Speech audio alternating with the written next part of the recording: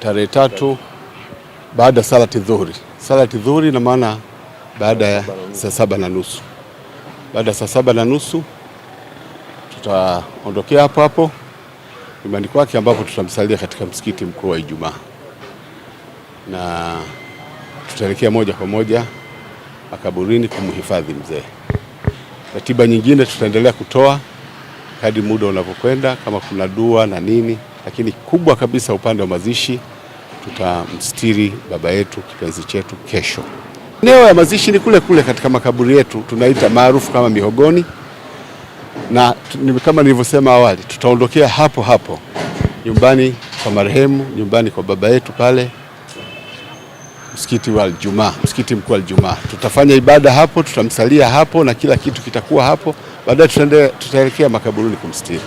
Isipokuwa kabla, wakati tunaendelea na program nyingine, tutatoa ratiba nyingine kadri muda utakavyokuwa ukituruhusu. Tunaweza kushirikiana na jamii, na ndio maana hata hivi punde nimeweza kuongea hata na masista, inaonyesha kwamba ni kwa namna ambavyo alishirikiana na watu mbalimbali.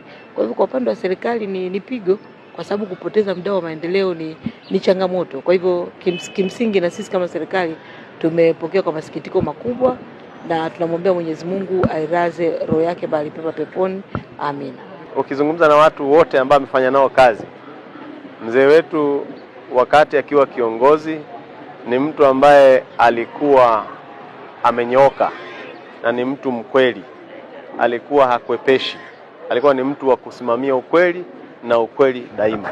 Nashukuru kwa dua zake ambazo ziliweza kunifikisha hapa, kwa maana nikapata nafasi hii, na saizi bado natumikia wananchi wa Gongoni.